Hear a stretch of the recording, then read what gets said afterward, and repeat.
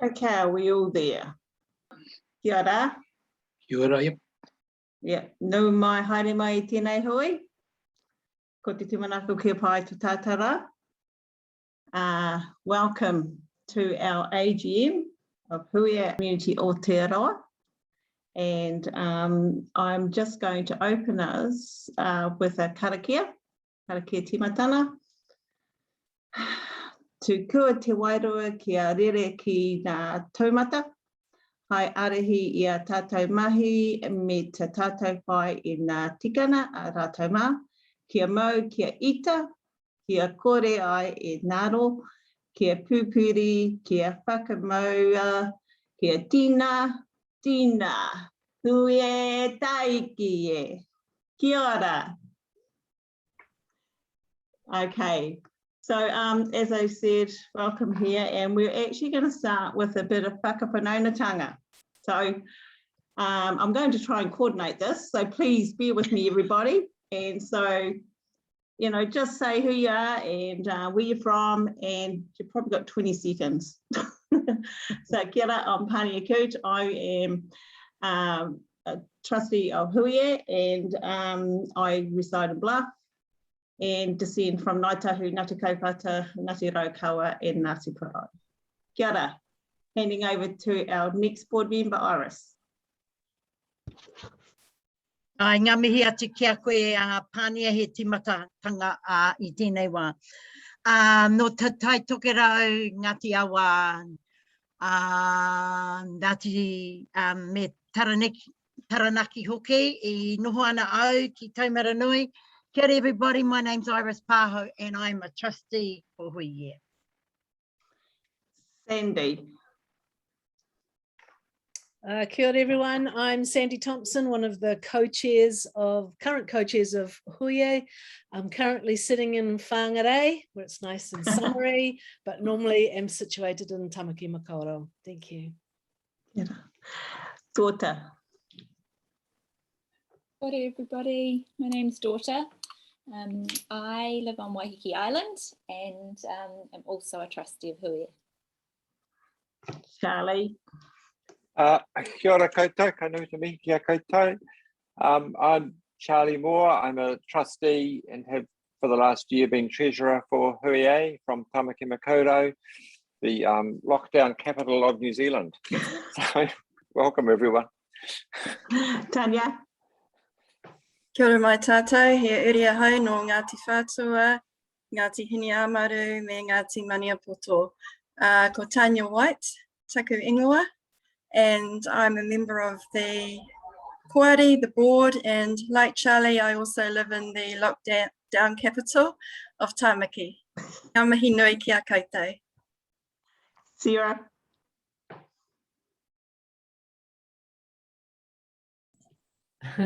Kia ora everybody. I'm Sarah Doherty. I'm one of the trustees with Huia, and I am recently arrived in Oho, which is a little settlement just south of Levin. Kia ora. Rochelle. Kia ora tātou, ko Rochelle Stewart Allen tōku ingoa. I'm the Pokairahi, the General Manager of Huia. Ronya. Kia ora koutou katoa, ko Ronya Ivis-Aho. He kai whakahaere kaupapa ki Huia Community Aotearoa. Kia ora. And I'm based in Te Whanganui-a-Tara. Shaki. Kia ora koutou, assalamu alaikum. I'm Sakhar, newest staff member, second week, first day. It's great to be here, but I'm also based in Te Whanganui-a-Tara. Okay, you've met the team. Now we're carrying on through to the people online. Andrea. O ngā mihi kia koutou e rau rangatira mā, ko Andrea Jerry Ryan tōku ingoa, ko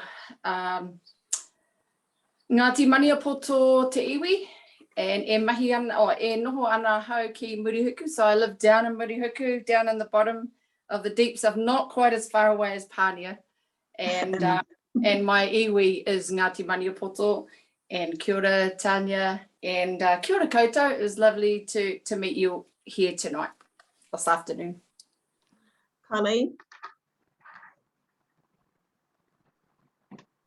Tēnā koutou, Colleen Phillip from Christchurch. Sustainable Aotearoa Christchurch is the organisation I'm representing. Peter Skites.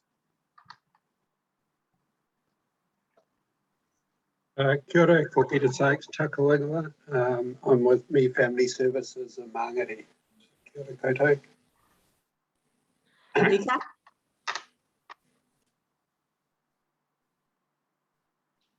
Rika, sorry, kia ora koutou. Ko Rebecca Bowman, toko ingoa, no whanganui Atara. I'm a community advisor with the Department of Internal Affairs. Oh, that was tricky. Sorry, Rebecca. Caroline Bates.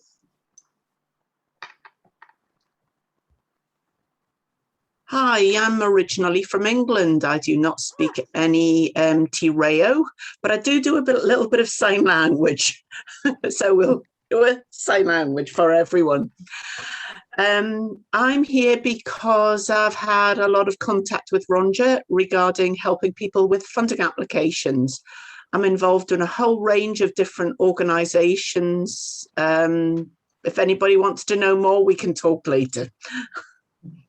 Kia ora. Oh, John and Catherine Page.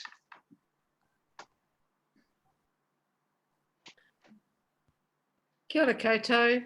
I'm Catherine Peach. I am involved with Network Waitangi o Tautahi and One Voice Te Reo Kotahi, which is a wee council of NGOs in Christchurch, third sector organisations, and I live in Aotearoa.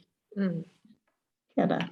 And I'm Catherine Bloke, and I am very much involved with Engineers for Social Responsibility, which is now near 30 or 40 years old. And yeah. Kia ora. Kia ora. Kamau? We can't hear you. Sorry, you're on mute. Kia ora, I'm Dave Mara from Christchurch Budget Service, down here in the wonderful sunny Aotearoa.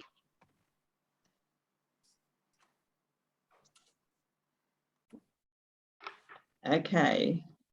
Right. It's Kamal now, right? Kamal, yeah. Kia ora, it's Kamal Shrestha, the Nepalese descendant.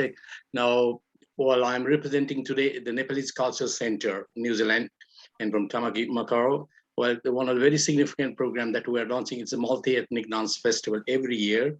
And this is for the 6th year now. Simply, we do not know the fate of this year program, which is scheduled for the 13th of November now. Definitely, we might have to again postpone it. Thank you very much. Thank you. Okay. Andrew?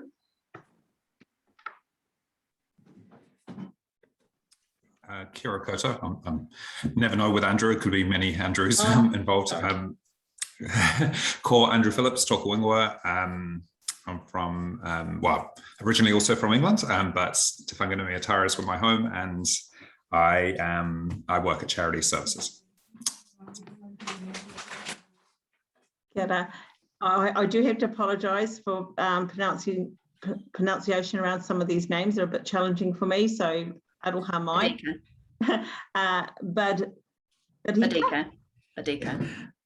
Kia ora. I'm Buddhika. I'm representing the Hearing Association Wellington. So currently I'm at Wellington. Yeah. Kay Jones. Tēnā koutou katoa, ko Kay Jones toko ingoa.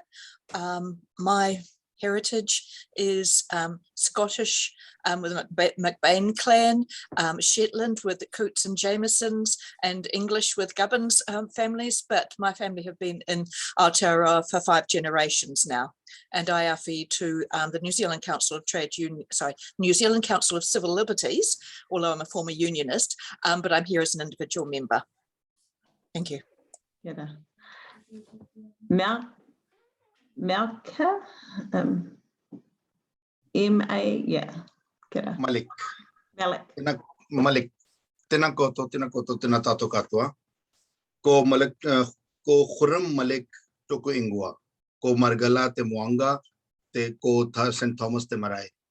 Ko Thai Airways te waka, ko Malik Ahu, ko Malik te iwi, ko Malik te apu. Tēnā koutou, tēnā tātou katoa. My name is Khurram Malik, and I'm known as Malik. I'm the founder and director of Hope Worldwide Pakistan, a community-based organization based in Henderson. So I'm representing Hope Worldwide Pakistan and attending AGM of Huiya. We are also one of the beneficiaries, you can say beneficiary, or maybe we have been received support from Huiya, so which has made a significant change in our organization. So yeah, thank you very much. That's we are representing Hope and also attending AGM of Huiya. Thank you very much for inviting. Tēnā koutou, thank you. Valerie Williams. Tēnā koutou katoa, ko Valerie Williams taku ingoa, e mahi ana ao ki te Todd Foundation. So really happy just to be here and hear about Huiya's great work and their members. Mal.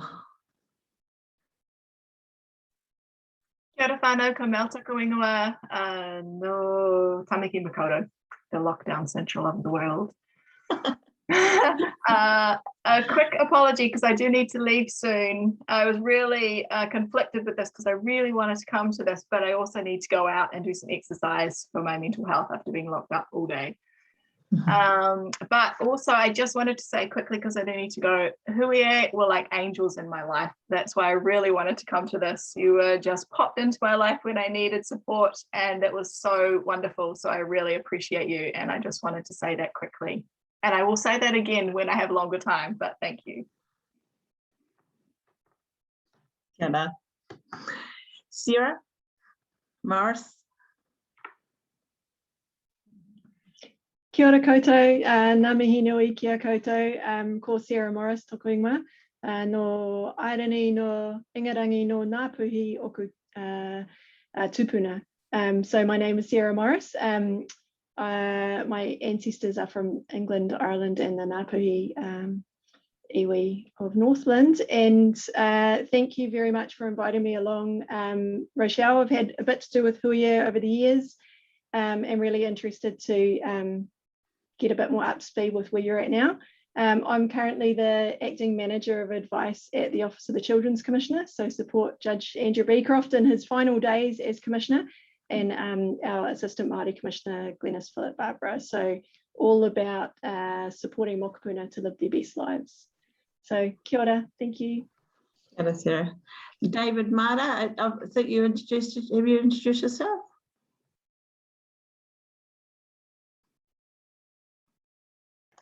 Sorry, I gate crashed the process and introduced myself earlier. Then I worked out what the process was. It's all good, David. Thank you. And I'm just seeing if I've missed anyone. Rika. Hi, I'm Rika. I work for the YWCA of Hamilton. I am originally from Finland, but I've been here for close to 15 years now. And there's Jeanette. Assalamu alaikum and hello everybody. I'm Janet McBall from Hamilton City Council. Sorry, Hamilton City Council, God, Hamilton. I used to work for the City Council and just here to find out more about the organisation. And yeah, happy to be here with all of you. I hope you're all well in your parts of the country. Janie Walker. Kia ora pānea, tēnā koutou te whānau, ko Janie Walker tōku ingoa he Pākehā hou, he kaiwhakahari mātua hou ki community research. I'm the General Manager of Community Research. My name's Janie Walker, and no Titahi Bay hou, very windy, not very blue, Titahi Bay. Kia ora. Kia ora. I think there's an Yvonne. Have we missed an Yvonne? No, I'm here. Yvonne, kia ora koutou, ko Yvonne Powley tōku ingoa from lockdown Tamaki Makaurau. Thank you. Kia ora. And Claire, I think. Thank you. So I've got a helper here this evening. Kia ora koutou, ngā mihi nui kia koutou, ko Claire Texas tōku ingoa, ko Oti kai whakahaere o hāpai hāpori e te taritai whenua no te whanganui a Tara Aho. So I'm Claire, General Manager of Affairs. Lovely to be here. Thank you. And I think we've got Hacken. That was me mistyping. Sorry, Pania. Alison. Alison. Oh, sorry, was that Alison? I think we've finished everybody now. Okay, we've got everyone. Alison Marshall, did we get you? Kia ora, Alison Marshall here from Volunteering Canterbury, so based in Christchurch. Yeah, so really interested to be here and really enjoyed and have appreciated all the correspondence and the support from Huie. So really keen to be here and part of this AGM tonight. Kia ora, and that is our whakapunaunatanga, and I'm going to be happily hand this over to our current co-chair, Sandy. Kia ora. Sue Barker's just joined us. Oh.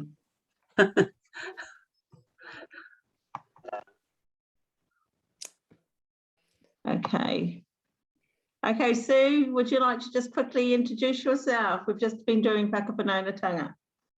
Oh, hello everyone. Sorry I'm a little bit late. I don't know if you can hear me. My sound's not very good. The video's not working very well, but I'm currently on sabbatical researching what does a world-leading framework of charities law look like with a report due by next month. So lovely to see you all. Sorry again for being late. Thank you, Sue. Back over to you, Sandy. Kia ora. I thought Sue was going to tell us she was on sabbatical in space, but it sounds a bit crackly, Sue.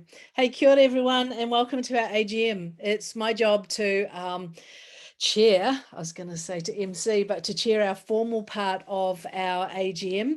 And my first job is to see if anybody would like to move the adoption of the agenda, which I think we're going to put the agenda on a slide, Ronya. Yep. Okay. Does anybody want changes or additions made to the agenda? Put your hand up so we can see. Rochelle, you can scroll through as well, yeah? Okay, doesn't look like anyone has the objection. So team, this is the agenda we're going to go with tonight. We're going to do our official businessy stuff, look at our reports and how we've been doing, do a little bit of showing off. And then we're hoping that you'll all stay around so that we can have a bit of a conversation about Huie and our aspirations and also your aspirations. And I've just had a message to say that Alan has joined us. Alan, do you want to quickly introduce yourself?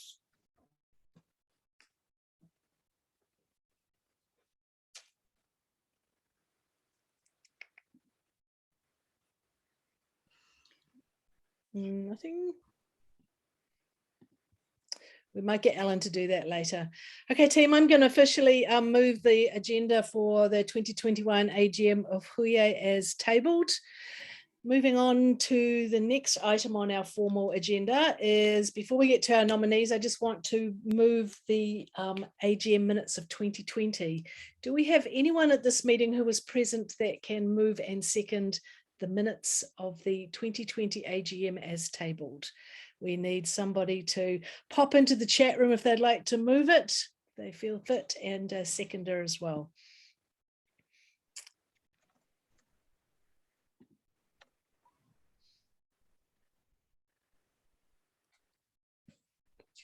Do we have a seconder? Sweet, thank you everyone. I declare the minutes of the 2020 AGM of Huie adopted. Okay, now we're going to move on to the exciting part of our agenda, and that's inviting our new nominees to introduce themselves and share a little bit about themselves. So we are absolutely thrilled to have the high caliber of nominees we've had for the Trust Board this year. It's very exciting to bring in people who we've known from past lives, but also people that we have not met before and who are so committed and passionate about the work that we do. So I'm just going to remind people who are formal supporters of Huye that you would have received some voting papers online, and that voting closes at 5 p.m. on Friday. On Saturday, those of us who are still on the board will meet to declare the winners, and we will announce the successful candidates on Monday. So please do vote and support us in that way. So there are 3 of us stepping down this election, is that right? 3? So myself, Pania and Charlie, we have all been on Huye for 6 years now. Although it doesn't feel like 6 years, I have to say to those people who are standing, time has flown really fast. And on behalf of all of us, I'd like to thank our fellow trustees for the friendship and the work and the companionship and the journey that we have been on together, and we will really treasure it. So team, we have some of our nominees here. So I'm just wondering, folk, if you want to just take a couple more minutes to talk about yourselves, maybe what attracted you to put your hand up to join this awesome board. And Andrea, can we start with you, please?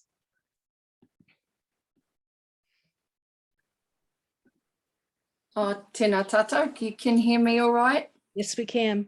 Awesome. Well, kia ora koutou. I'm privileged to be invited to come here tonight regarding Huye through Pania. And I just want to say, first of all, kaore te kumara e kōrero mō tōna ake reka means the kumara doesn't like to speak of its sweetness. So I will just keep it short, but really currently my role, I work at the DHB in Māori Health as an advocate for Māori.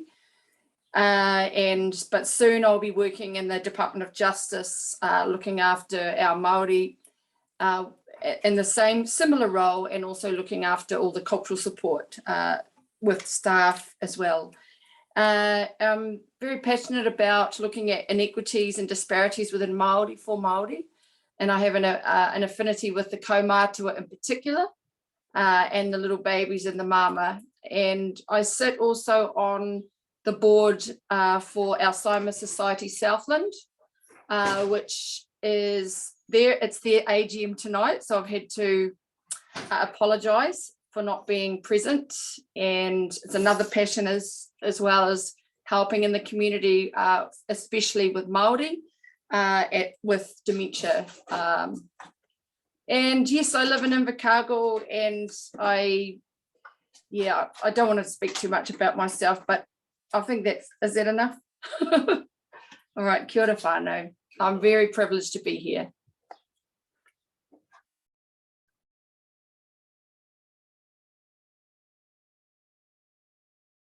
Sorry, folk. My best speeches are on mute, yeah? Next we have Janet, who has joined us this evening and has been nominated. Janet. Hi again, everybody. You can't see him. My son is there distracting me. Kasim, stop it. Sorry.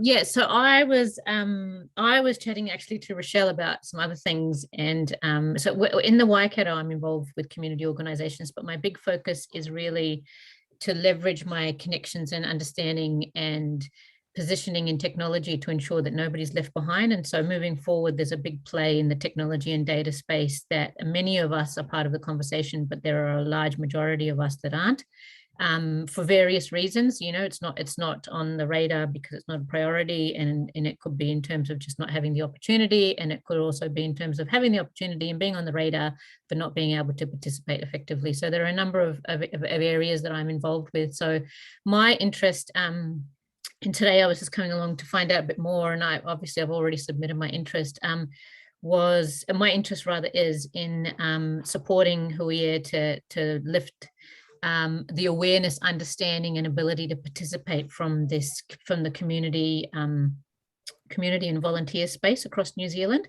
but in a way that actually takes the people that those community organizations and volunteers are supporting and engaging with us on this journey.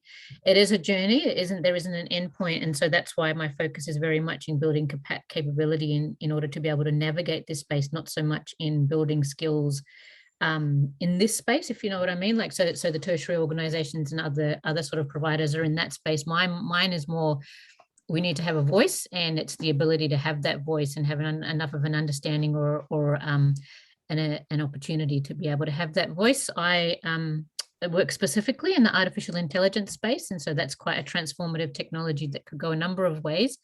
And we've all seen the movies. There are a number of things going on in the wider ecosystem that I am part of that I don't think filter down as much as they need to. For example, the country's Aotearoa's digital strategy is currently out for consultation. There's a conversation around a consumer data right, where you will have the ability, consumers will have the ability to indicate who they're happy to have, who they're happy to have access to their data and for how long and that sort of thing. But the reality is the data is already out there. The technology is already being used. We're not leveraging it for people and planet in as much a way as we should be and need to be. And so that's my interest, is just to see if I can support who we are in as a national organisation with reach to support the community and volunteer sector and Māori and Pacifica and all the people of this country. And I really believe that there's an opportunity, and we believe at the Artificial Intelligence Institute specifically, there's an opportunity for New Zealand to take a very New Zealand approach to leveraging technology. And I feel that in order to have that that approach correct, we need to have all the voices around the table, and in fact co-create the table is what I talk about. It's not having a seat at the table, it's feeling included and being able to co-create that space and be able to come in and out and still be able to engage without committing, engage in the way that you're able to engage, and not necessarily having to toe the line around what is considered effective engagement, and therefore leaving a number of people out because actually it's not their priority, but they need to have a voice. So anyway, that's quite a roundabout sort of way of saying, yeah. And I'm involved just with technology. I spent 10 years in the finance space focusing around financial inclusion, then spent 10 years in the tertiary space in adult teaching and vocational, and now I'm back into tech. I sit on national boards and I sit on local boards where my approach is through collaboration. We need to support people to have a voice so that we can leverage technology for the benefit of people and planet. Thank you. Thanks, Jeanette. Kia ora. And Sarah Morris, let's hear from you. Kia ora. Wow, I'd vote for you, Andrea and Janet. You sound amazing. Wasn't massively prepared for this. Did a quick intro before. So I'm based here in, well, right now I'm in my office, but I live in Te Awa Kairangi. That's my local community in Lower Hutt. My background's in international development. So I've worked for some big and small international development agencies like UNICEF and Oxfam being the bigger ones, and some others in Australia and the UK, with a focus on women's empowerment, human rights, sustainable agriculture, and a bunch of other things. So have experience in the community development side of things, but from an international NGO perspective. But sort of switched my career path to be based here in Aotearoa to connect back with my tūranga waiwai and my whānau here in Aotearoa after 10 years living abroad. And have spent the last 12 years here in Wellington advocating for the rights of children. And so I work now at the Office of the Children's Commissioner. So that's I've come from the NGO side and now in an independent Crown entity. So have a pretty good understanding of how we sort of bridge between government and community development. Have continued sort of to really believe in things like the Sustainable Development Goals, and that's where I've crossed over with Hui a bit in your advocacy there. And I guess my area of curiosity right now is also around allyship, and I identify as tangata TDT, and we're on a bit of a co-governance journey here at the Office of the Children's Commissioner. And I look set to be part of an Atlantic Fellowship in Social Equity next year. So I feel like the timing is pretty beautiful with this opportunity, and I guess my area of interest and my skills and leadership knowledge experience sort of would segue quite nicely if that's what you're looking for. So thank you for the opportunity, and yeah, thanks Andy. If there's any questions, I'm happy to answer them as best I can. Thanks, Sarah. Good to have you on board. And last but not least, Ellen with E. Ellen, do you want to just introduce yourself? Yeah, Kia ora tata. I was unaware of this organisation until 48 hours ago, and I stumbled across it on the web. Immediately was taken by the bicultural approach. I had 40 years in business. I'm semi-retired.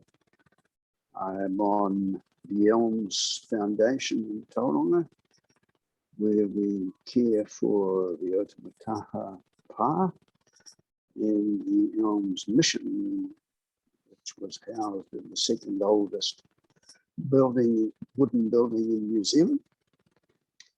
And I have a passion for the arts, particularly music. You would have seen before I turned my face on that I play clarinet. I have been involved with an organisation called Te Kohina in Tauranga, and we have, over a 25-year period, tried to facilitate reconciliation, which is very much needed in the Tauranga community because of the two last battles of the land wars were fought in the Rohe there, and some of the scars are still evident. So I've come on the last couple of decades on a journey of learning as a Pākehā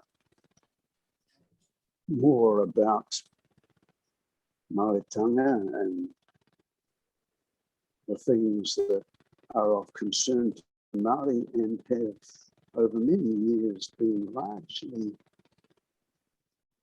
pushed under the carpet by Pākehā society. I'm a mediator by training. I do RMA commissioner work. Google it if you don't know what it is. And I am on a number of boards. I was the chair of Volunteering Bay of Plenty for a few years. I moved to the Wairarapa about 2 years ago to support whānau who were struggling. And since then I've been precipitated into chairing the Volunteering Wairarapa board, which I'm thoroughly enjoying, and also an organisation called Aotearoa Regional Trust, which spans both of my passions for the arts and for history. So that's a little bit about me. I know very little about the organisation, but I offer myself, if you want somebody who's off the wall. I'm so different from the other candidates, but if you want to take a risk and have somebody off the wall, then I offer my services. Kia ora tata. Kia ora. Thank you, Alan. Lovely to meet you. Whānau, we have two other candidates, Prabha and Fazleen, who were not able to join us tonight. You can read their profiles on the link that the team sent you for voting. So I really encourage you to please vote before Friday so we can assemble our new team to take us into 2022. Thank you to everybody for standing, and in advance, thank you everyone for voting. I'm just going to hand over to Pania, who will share with us the co-chair's report. Thank you, Sandy.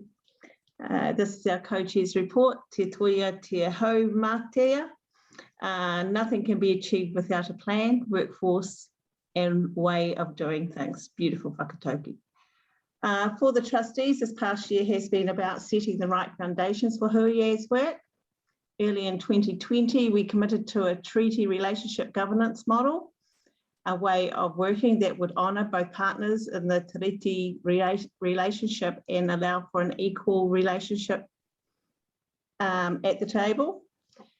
It means we can acknowledge the special place that tangata whenua have as the Indigenous people of Aotearoa, be clear on the rights and responsibilities of each treaty partner, and then allow for work together on areas of mutual concern in the community sector. And so there's going to be more about that pretty soon. Our first job was to, so with the Huie staff, we held a series of on hui, which explored how we will work together, including the two-house governance model and concepts of collective decision-making. As an organisation, we've made a great start and we're excited about the fresh energy and clear direction this model will give us. We will be sharing our learnings, as I said earlier, next with the sector, and welcome you to join us on our journey. Our kairahi, Rochelle Stewart-Allen, has continued to bring the organisation much needed new energy. Rochelle and other staff under her leadership have cultivated new and more meaningful relationships and alliances, and these relationships across the sector and with government and funders and closer partnerships with our network members, Mima Whanaungatanga, have led to actually better collaboration in the sector, and it's great to see. Two examples of this, better working together, in Huie's leadership of the Sustainable Development Goals Alliance and lead roles with the community sector network convoices. We would like to thank Rochelle and her team for their commitment and hard work to make Huie a strong and reputable organisation. Likewise, we would like to thank our fellow trustees for their contributions and friendship. It is a pleasure and honour to be part of this team. And I will miss you. Despite the challenges that the COVID-19 pandemic has brought Aotearoa, as a board, we feel optimistic about the work Huie can do to contribute to more fair and just outcomes for the community sector and the people it supports. We look forward to serving our communities into the future. He muka tanata, he ahi ka, he hapori tu tonu. Let us all stand together. Kia ora. Thank you, Pania. Thank you. In 2020, Huie trustees decided to do a bit of a reset of the organisation and to do some deep reflecting and thinking about who we were, what our purpose was, and the direction and journey that we wanted to take the organisation on.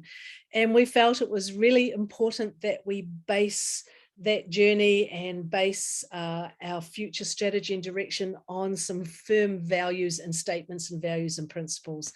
And we spent quite a bit of time putting together what we have now called our statement of intent. And we have only just recently approved our statement of intent at the board level, and we would love to share this with you all. So I'm going to invite Iris and Sarah to please present us with our statement of intent.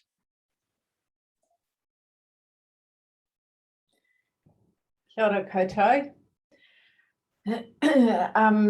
So that we thought, Iris and I, about the essence of the work that we've been doing in this past almost 2 years at Huie, and just ensuring that our relationships sit at the heart of Huie and that we are treaty-based in how we relate to one another, how we relate as an organisation externally, how we do our work, how we organise our work, all of those things. So the statement of intent is a 2-page document that you will have been sent with your AGM papers. It's quite a milestone in our journey as an organisation. So we're excited to be at a point actually where there is a statement of intent, that it's ready for sharing wider. We have put together our agreements with a lot of care and deliberation. And one of our guiding signs, I think you would say, and indicators and measures too really, is that when you look at Huie Community Aotearoa, you can't be mistaken that we are here in Aotearoa. So we look like we're from this place, we live and work in this place, we relate, we grow, we meet the challenges in this place, not Australia, not Canada, not anywhere else on the planet, but here in our place. So as Sandy said, we had a rigorous and tiring, as I recall, couple of days strategizing, and that was in February 2020. Rochelle had been in her job only a short number of weeks. Lots of us were meeting for the first time. We still didn't have a full contingent at that time of trustees, and we agreed and committed to implementing a treaty relationship framework.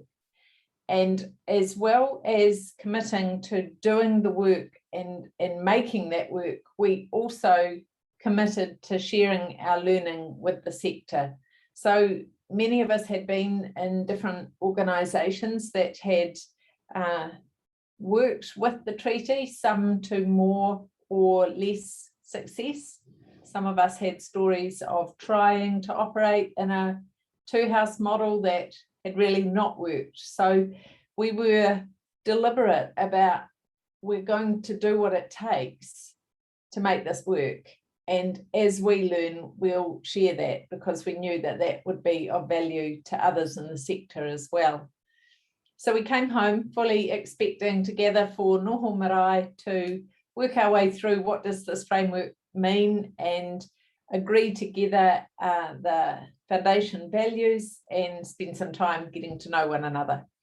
And within days, we locked down for the first time. And so Huie has not been able to gather in person since then. And that has been mighty challenging as a national organisation. And we have brought on new trustees in the Tangata Whenua House, and we still have not all been able to meet together. So we've done our best.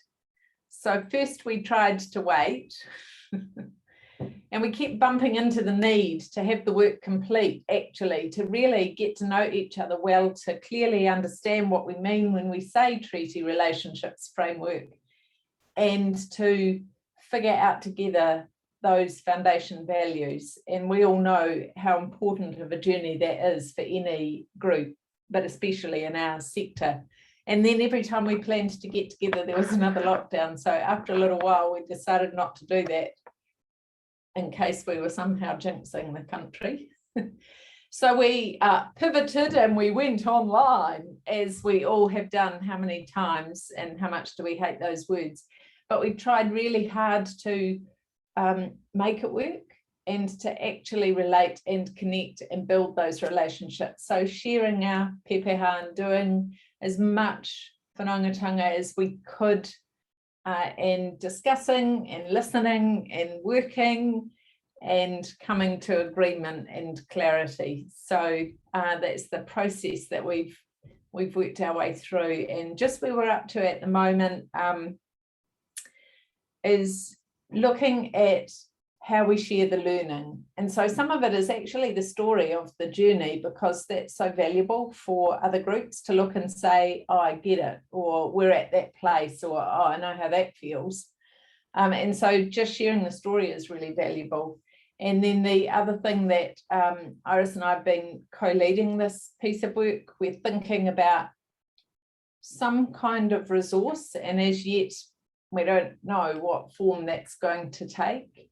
But we know that there are lots and lots of organisations that grapple with how do we operate in such a way that the treaty is recognisable and unmistakable, and is a matter of fact through all of the work and all of the relating, which is so important.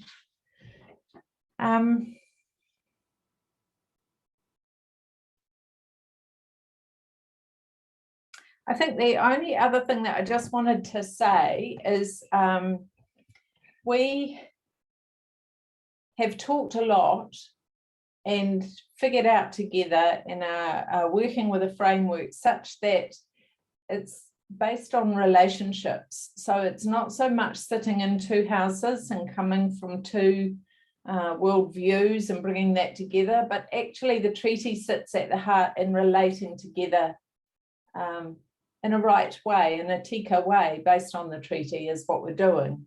And so we do caucus at times, but it's rare because it is at the times that there are actual cultural differences sitting in the dynamic of whatever it is that we're working on. So in that regard, we will gather separately and bring our learning back together, but we're really aware and deliberately operating as a whole governing group that works together for the benefit of the organisation and obviously ultimately to serve Aotearoa New Zealand.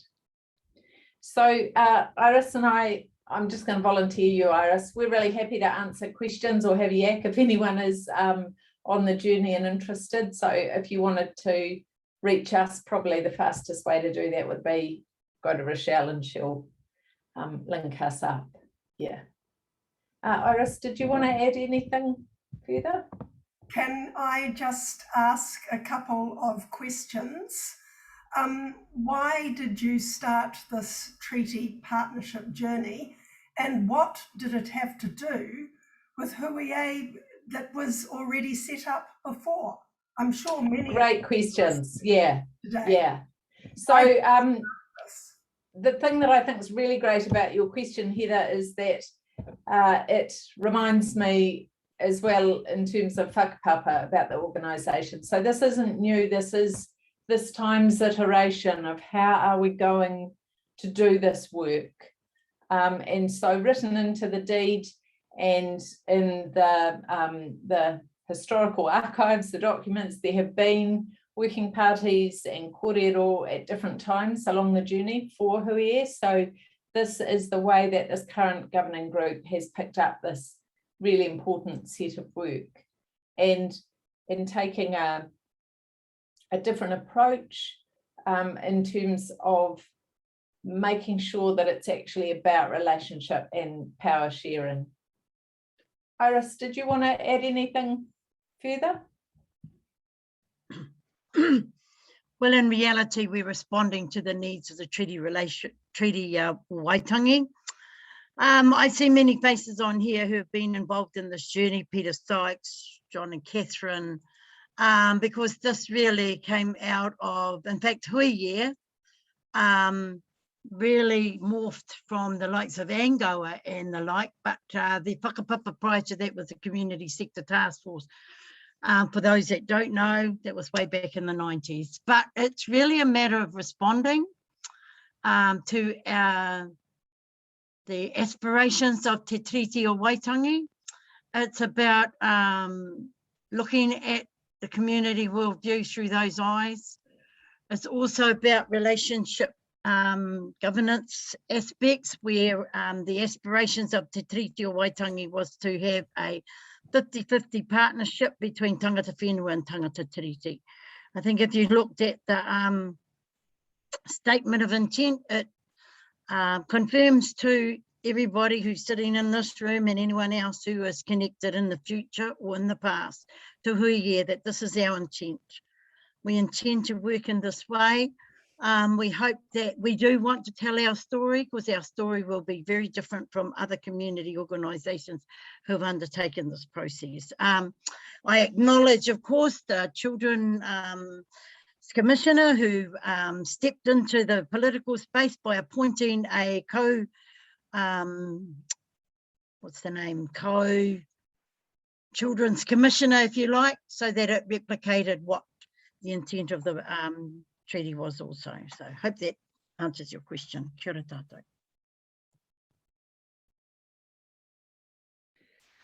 Anyone else have some questions of Sarah and Iris? Okay, thank you both for that. Also, thank you to everyone who has been involved in the development of that statement intent. I can promise you, whānau, that it took a number of conversations, a number of meetings, quite a bit of hard slog to get us to that point. So Ronya has put a link to the statement of intent in the chat box, but you can find it on our website as well. So for us, it's a very important document. Team, next part of our AGM, our official work, is for presentation of our activities, what we've achieved. Rochelle, I'm going to invite you to present our skate sheet for the year. Thanks, Sandy. So this information in more depth is in our annual report, which is on that link that Ronja's posted up, but I'll just give you a little bit of an overview of some of the core projects that we've done over the last year. So we've worked a lot on the Aotearoa SDG Alliance. So some may know that we did the SDG People's Report a couple of years ago in 2019. So it was a huge amount of work that Ronja did to work across the motu, pulling people together and feedback around the SDGs. Then Huia had committed to continuing on and supporting the formation of the SDG Alliance until the SDG Summit this year, which was run in Canterbury University a month or two ago. So what we focused on was doing a lot of research, proposals, kōrero with very large amount of people across the country in terms of what would an alliance be, how could it work, was there support for it, how might it look in practice. So we've now handed that mahi over to the SDG Alliance Working Group, and they are now continuing on that work to actually establish and form the SDG Alliance. Our grant writing support program, the Hoaputia Moni, we started this last year just during the first lockdown, and then we thought that we'd end it, but people kept coming to us. So really it's particularly trying to get support small and medium community groups with revenue under 2 million who need to get their first funding application or their first successful funding application submitted. So you would have heard Malik mention this. He's one of the people that we've been working with, Hope Pakistan. So we essentially connect volunteer grant writers with small to medium community groups. It's been a really fantastic year and a lot of success in this space. You would have heard Mel as well from Circability mentioning this program as well. It's a very popular program, and what it does as well is allow us to actually connect them with community groups, learn a little bit more about their mahi and how we might be able to support them, and also be able to present opportunities for them to engage in some of the other things that we've done. For example, we pulled together a joint submission on behalf of the sector about the Charities Act review. So that was an example of how this program really starts to allow us to connect into other groups that we might not necessarily come across. Then the sector Hauora surveys. So last year we did a joint survey with the Centre for Social Impact, Philanthropy New Zealand and Volunteering New Zealand, and that was then released, the results released in August last year, and it was really to try to measure and provide some data around the impact of COVID on community organisations. So we had a really fantastic response. We did it during the first lockdown last year, about 1,400 organisations. We then delivered some online kōrero to present those results back to the community sector, to funders and to government, and we released the data set as an open data set so that people could use that data to do their own analysis. So Volunteering New Zealand and Huia this year have now rerun that survey, and we were just about to release the results. There's been a bit of a delay with the latest lockdown, but we're nearly there, due to release the results, and I think we had over 600 organisations this time, which is really great. And also we can use the data that we've got to measure against where the organisations were last year.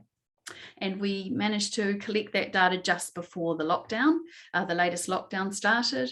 And we also this year had some focus groups because we were wanting to make sure that we captured some tangata whenua voices, Pacific voices, and other ethnic community group voices and disability voices who might not necessarily respond to the online survey. So keep your eyes peeled. If you're on our Mima Whanaungatanga network, you'll be able to hear about this coming out, and it'll be on our social media as well. We're probably about maybe 2 to 3 weeks away from releasing that, and many thanks to Department of Internal Affairs, Hapai Hapori, who helped fund this work. Oh, kia ora, thank you, Rochelle. Oh, wait, I haven't finished, but there's more. Oh, sorry. So then we did a lot of online work, as as we've mentioned already today, we literally have delivered everything online over the last year, just purely because every time we went to make plans to deliver something, another lockdown arrived. So, so we ran the summer series of 4 online workshops, topical workshops, and we're in the middle of running the spring series now. We ran a funding hui to introduce organisations on what kind of government funding was available. We ran some workshops on how to improve government relationships and with the sector, and we fed that back to government, and we released our webinar toolkit. We continue to have these conversations and try to drive some change, particularly around the long-term systemic issues. So I presented a community panel at the PNZ Summit, the Philanthropy New Zealand Summit this year. That was great. We had about 46 funders in the virtual room, so that was a really good chance to talk about the direct impact of funding and ways that they could make it easier for community groups. I think Pani already mentioned, so this year I've been the chair of ComVoices, and Ronya has been the ComVoices activator. So that's a group of about 23 community, national community peak bodies or umbrella organisations, with the idea that we try to bring a collective voice for the sector together.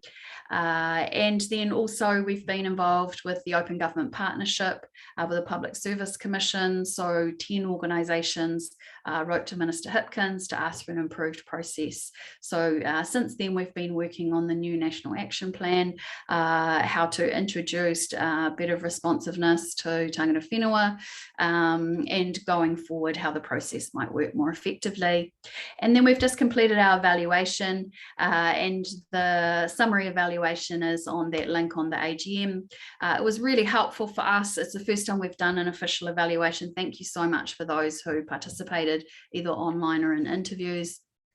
It was the first time we've done it, and it provided a really lot of valuable feedback that we can now use going forward. It helped affirm that what we're doing is valuable and is meeting what the needs are of the sector, but it also gave us ideas and focus points going forward on ways that we can grow and start to provide even more value to the sector. So thanks everyone. Back to you, Sandy. Thanks, Rochelle. Sorry for cutting you off. I had one job. Yeah. Tim, I just want to, on behalf of everyone in the sector, thank you, Rochelle, for you and your team for your commitment and your hard work, and that you have lifted Huie up to another level.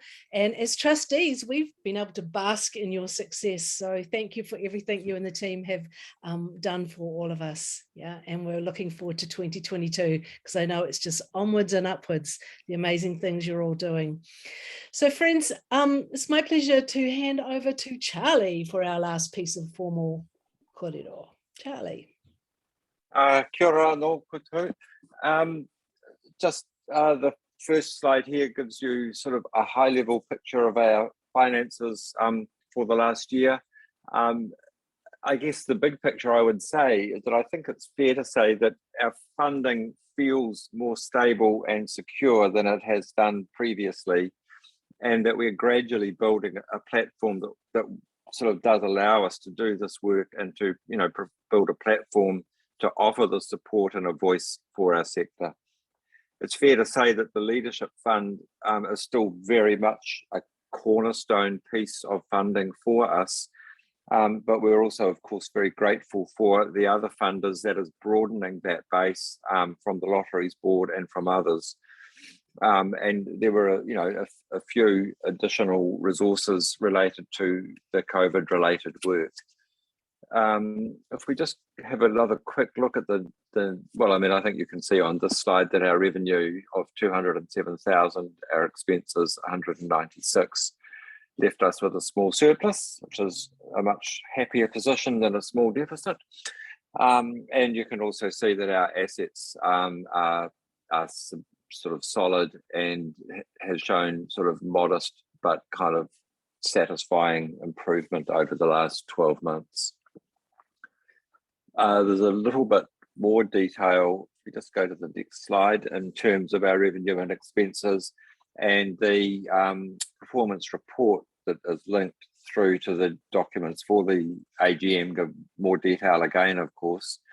but you can see very clearly that our core revenue comes from donations, fundraising, and grants, with a growing but still relatively small other sources of revenue through contract work and so on. Our cost driver is quite clearly employee and contractor costs, and that's not surprising. We work through people that we can support to do this work, and we have very minimal overhead costs, I have to say. And in fact, there's been less pressure on some of that, by working online, which none of us want to do on a permanent basis, but it has certainly, reduced costs in terms of board costs, in terms of actual meeting in person costs and travel and so on. So, I mean, hopefully they won't stay, but it has, in the meantime, taken a little bit of pressure off that part of our expense structure. But our cost driver is clearly our people, and it will always be that way, because that's what allows us to make connections, to broaden the base of our work, and to also broaden it across Aotearoa. So I don't think there's anything more to add. It feels like we're in a solid position. We have a base, and clearly we'd like to broaden that base of income and secure, as longer term funding as we can. Kia ora. Thank you, Charlie. Does anyone have any questions for Charlie? Matters financial. We all good? Also like to thank Charlie and the team for taking care of the money for us over the past 24 months. As you can see, we have just gone from strength to strength. And although our purpose is not to make money, it is lovely to have the resource to be able to achieve what we want to achieve, and to use that to leverage our good work. Team, that brings us to the end of our formal side of the AGM. Would anybody like to move to accept the reports as tabled? I'll pop it in chat.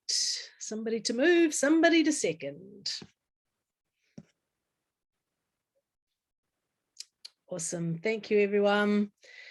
I would just also like to pass on Pania's apology. She had to go to another AGM, but she mistakenly sent me a private note under the desk saying, sorry, have to go, rather than a message to you all. So apologies from her. Iris, I think we decided that we might close the official part of our meeting with the karakia at this point before we started our kōrero. Wondering if you would be able to do that for us. Ngā mihi atu ki a koe, Sandy. Yes, happy to do that. Thank you very much. E noi tātou.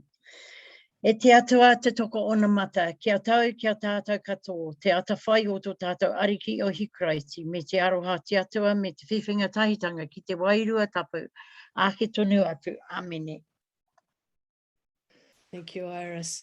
So team, that's the official part of our AGM over and done with. Thank you for supporting us by showing up. Now we have the interesting part of the AGM, where we all get to have conversation and share with each other and engage and talk a bit about the organisation and the direction we're going to take, and to really get stuck into some interesting stuff. So what we've decided to do, what we're hoping that you'll join us in, is if we put you in breakout rooms of about 5 people, we would love to have a conversation about how Huie can support community organisations and groups in the regions. So we're going to pop you into, like I said, to breakout groups. Rania's going to put the question up. In what ways can Huie support community organisations and groups in the regions to meet their aspirations? So I've just got my eye on the time. So I'm going to give you about 16 minutes to have that conversation, so that we have time to come back and share what we've discussed in our small groups. I'd just like to say that when you're in your small group, if you think that you want to go to a different group, or you might be in the wrong group, if you think that you had spotted your next wife or husband on the Zoom room and you'd like to be in their room, come back to the main room and Rania will pop you in another room so you can be with them. So none of us will feel offended. So 15 minutes for a conversation, team, and then we'll come back and have a big kōrero with us all. Ronya, can I invite you to pop us all in? Same organisation? Yeah. Yeah. Yes. Welcome back, everyone. Thank you. Yes. We're just going to invite each room to share a couple of themes of their discussion. Ronya, how many rooms did we have? We had 7. 7, okay. Yeah. So I'm just going to run through each room by room, and Ronya will remind us who was in each room. She'll open the breakout list. So let's start with room number 1. A couple of points from your conversation. So that's Andrew, Janie, Catherine, and Sandy. Oh, that's me. Okay. I got voluntold to be the one to report back. A couple of things about our conversation was that regional conversations are 2 ways, and also that Huie can play a role in facilitating regional conversations. A lot of talk about how a lot of stuff already exists and has been happening, and we should be tapping into that. So a lot of organizations have some of the resources that we can use nationally to tap into regional. And that there is a lot of national groups attempting to have regional conversations, and actually being careful and aware that as national organizations, we shouldn't be stepping on each other's toes, creating extra conversation when it could be one giant conversation. And finally, that we must never forget that there's a treaty dimension to national and regional conversations. Okay, so hopefully I did my team proud. Room number 2, Ronya. So that's Charlie, Kay, Peter, and Sue. And I got asked to quickly follow Sandy's lead. We had a great chat, some very quick ideas. Small organisations really need and enjoy the opportunity for whakawhanaungatanga, and that kind of informal connection is absolutely valued. That need to build connections and engagement across between Wellington and small communities who often don't get heard. A lovely practical idea that we have actually through COVID learnt to use online tools, or we have been provoked into using them, and that we shouldn't forget that themed hui on issue or regional hui online are still going to be a really practical and effective.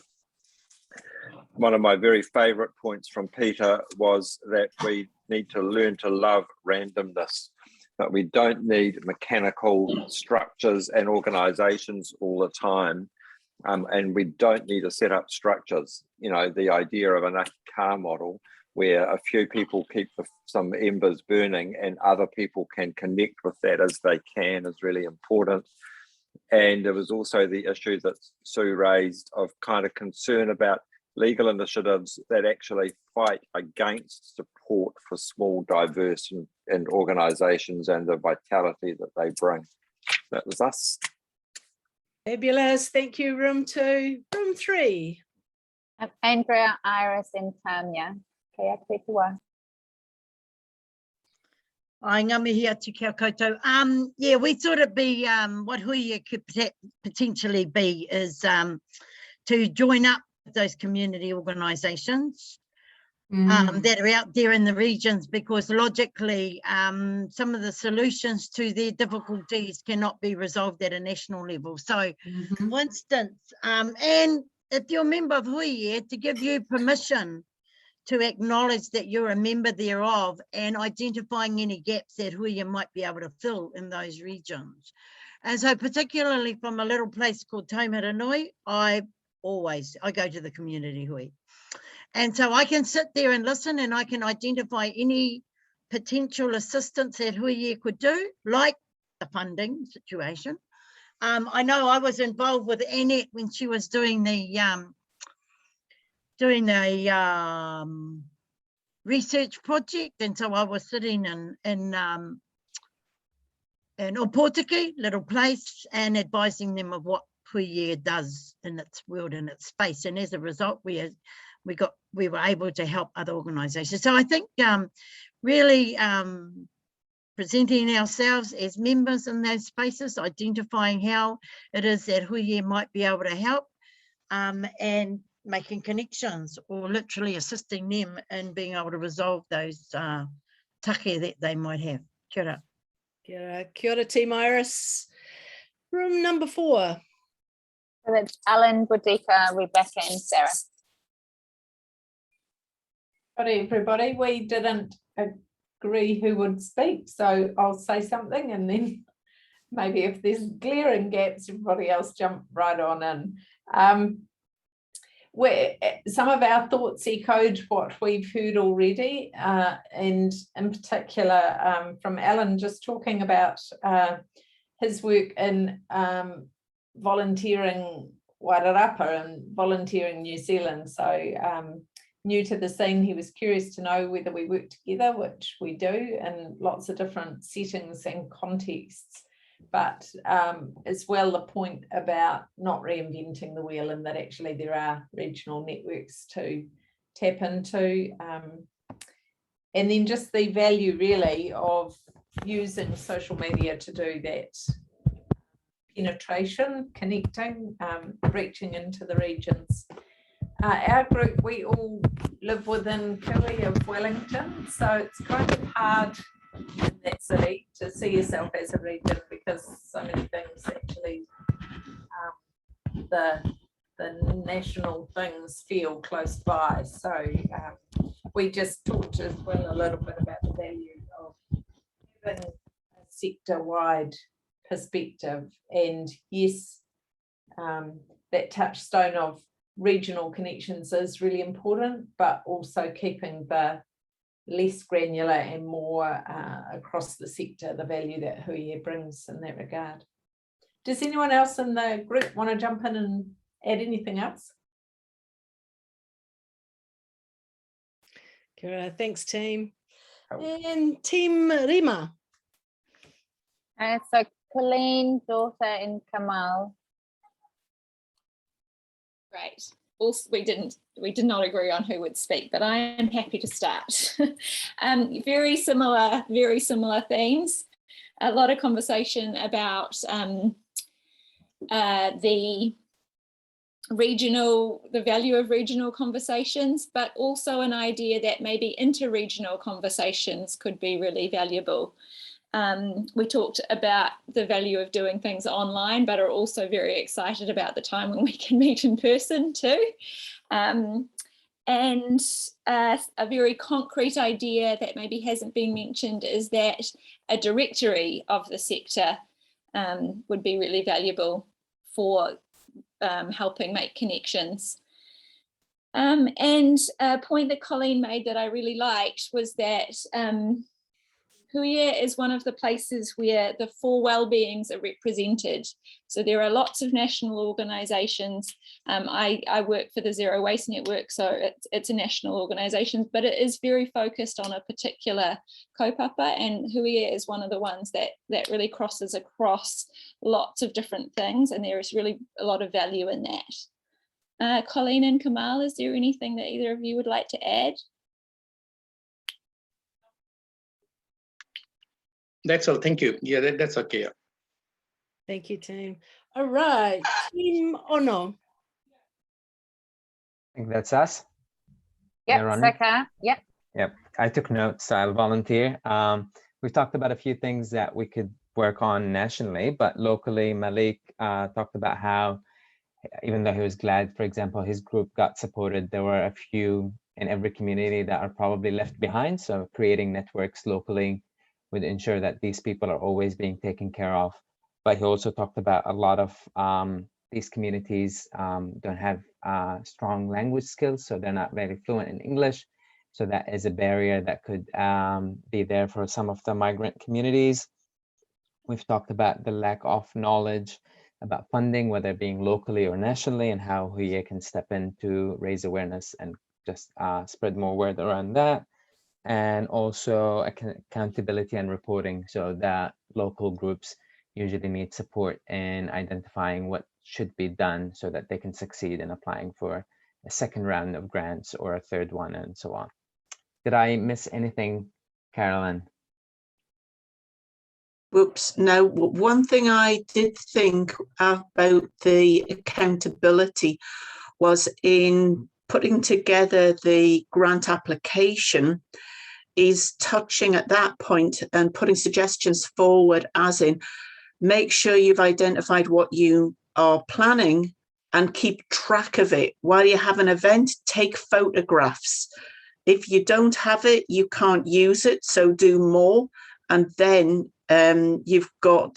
you're setting yourself up for success, because if you do it right the first time, you'll do it better the next time and get more. Thank you, team. And last but not least, Team Whitu.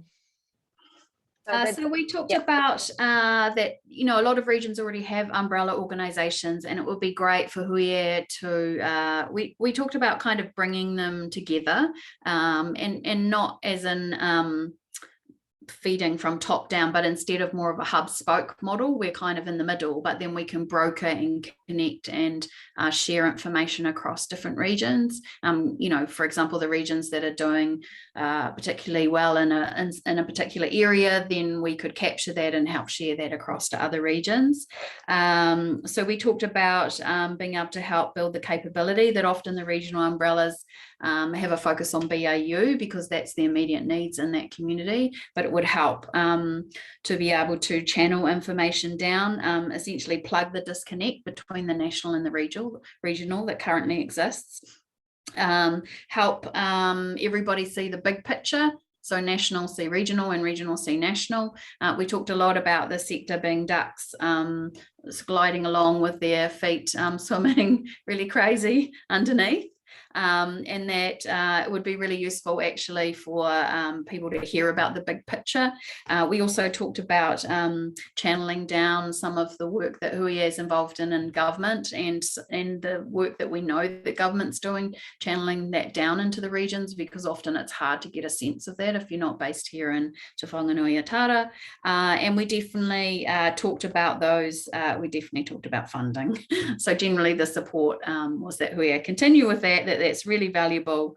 And also we talked about the upskilling in the sector, whether it's at the regional or the national or both, is that you have to keep the upskilling going, because people shift and change all the time. So you can't just kind of run it once and feel like everybody understands and knows how to do that. So that's us. Thanks, Kia ora. Kia ora, thank you. Thank you everyone for participating, for sharing your views and your thoughts. It's fabulous to be able to have a large conversation with people from all across the motu. With one eye on the time, I would just want to invite anyone who would like to have any final words or say anything else before we all go off for our dinners. Anyone have anything they want to say?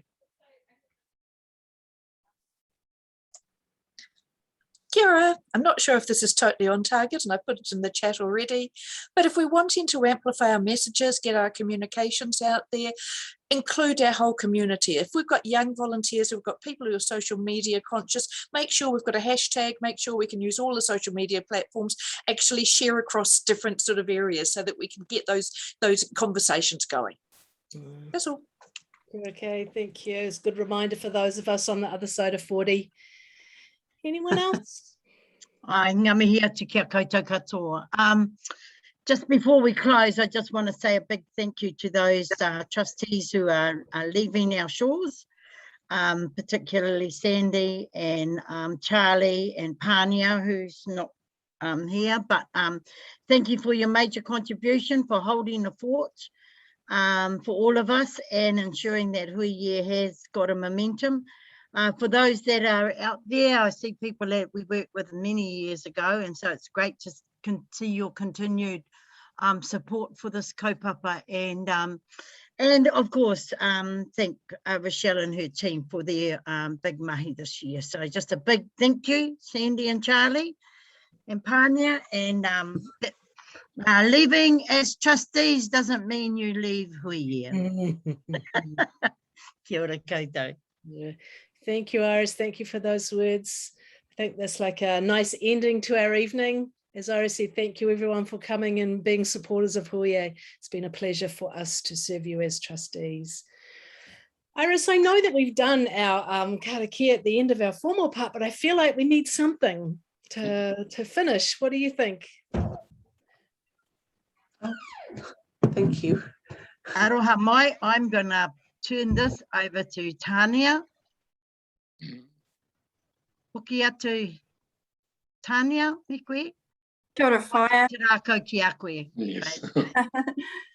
Nei rā te mihi ki a koutou katoa. I runga I te ngākau māhaki me te rangi Māori e. Kia koutou kua hui hui mai I runga I te kaupapa nei.